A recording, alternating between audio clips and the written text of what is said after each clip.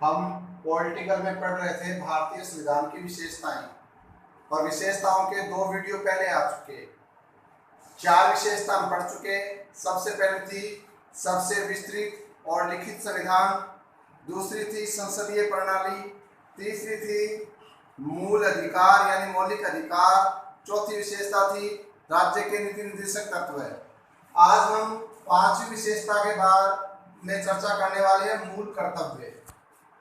ठीक है, तो मूल कर्तव्य मैं आपको बताना चाहूंगा, जब हमारा संविधान बना था तो हमारे मूल संविधान में मूल कर्तव्य नहीं थे।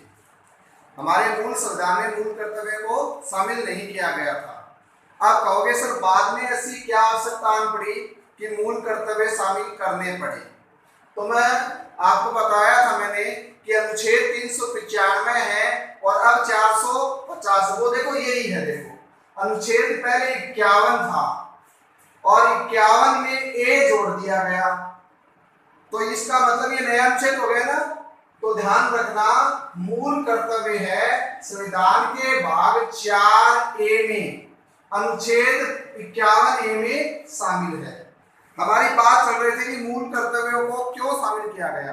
आपको पता है 1975 की बात है, 1975 में, और हमारे देश की प्रधानमंत्री थी श्रीमती इंदिरा गांधी, और उन्होंने एक बहुत ही बढ़िया कदम उठाया था। देश में जनसंख्या नियंत्रण के लिए परिवार नियोजन कार्यक्रम चलाया गया था, लेकिन उस परिवार नियोजन कार्यक्रम में क्रियान्वयन में कुछ कमियां रही, जिसके कारण जनता में आक्रोश हुआ और इंदिरा गांधी का विरोध हुआ।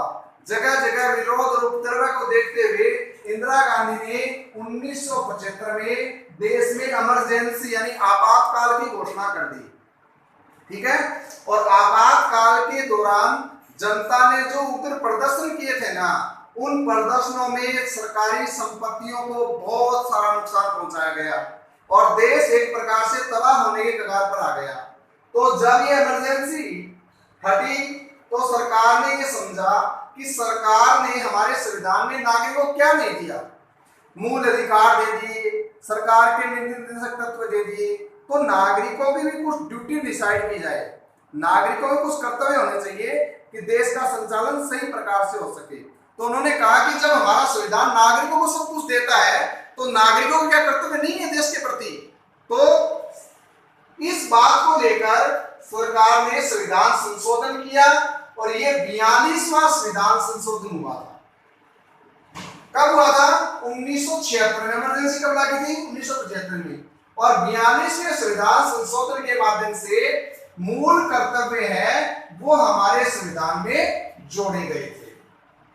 और जब ये मूल कर्तव्य जोड़े गए थे उस समय हमारे संविधान में 10 मूल कर्तव्यों को शामिल किया गया। अब कई पूछेंगे सर 10 मूल कर्तव्य कौन से हैं? मूल अधिकार है, वो सातों के बारे में बताया नहीं। मूल अधिकार पर कम से कम 3-4 वीडियो बनने वाले हैं अलग से, मूल कर्तव्यों पर अलग से वीडियो बनेगी। अभी तो हम संविधान की विशेषता पढ़ रहे हैं, ठीक है? तो जो वीडियो बनेंगे पूरा डिटेल से हम पढ़ेंगे। अब 10 मूल कर्तव्य थे, लेकिन एक फिर संविधान संशोधन हुआ 2002 में और इसका नाम था 86वां संविधान संशोधन 2002। इसमें क्या संशोधन किया गया? हमारे देश में बाल मजदूरी को यानी बाल शोषण को रोकने के लिए एक संविधान संशोधन किया गया कि 5 साल से छोटे बच्चे तो बच्चे होते हैं और 6 से 14 साल तक के प्रत्येक बच्चे को अनिवार्य शिक्षा मिलनी चाहिए। देश में कोई भी बच्चा शिक्षा से वंचित नहीं होना चाहिए। और हमारे संविधान में संशोधन करके जोड़ दिया गया कि 6 से 14 वर्ष आयु के बच्चों को उनके माता पिता, अभिभावक और संरक्षक हैं वो अनिवार्य शिक्षा प्रदान करेंगे। अगर वो ऐसा नहीं करते हैं तो उनके खिलाफ वैधानिक कार्यवाही का प्रावधान किया गया। 14 वर्ष से छोटे बच्चे हैं, होटलों में बर्तन साफ करते थे, कारखानों में काम करते थे, घरों में मजदूरी करते थे, दुकानों में काम करते थे, उनके लिए कहा गया कि ये 14 साल तक के बच्चों से कोई बाल श्रम नहीं करवाया जाए और इनको अनिवार्य शिक्षा का अधिकार दिया गया। और पेरेंट्स का क्या था, ये मूल कर्तव्य था कि अपने बच्चों को अनिवार्य शिक्षा प्रदान करें। और ये जिस प्रकार आपको मैंने बताया था कि हमारे देश के संविधान में प्रस्तावना कहां से ली थी, अमेरिका से।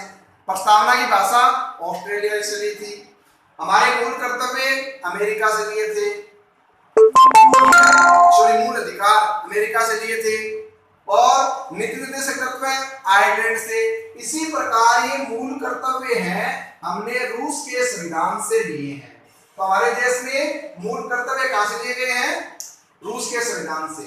और छठी विशेषता आती है न्यायपालिका की स्वतंत्रता।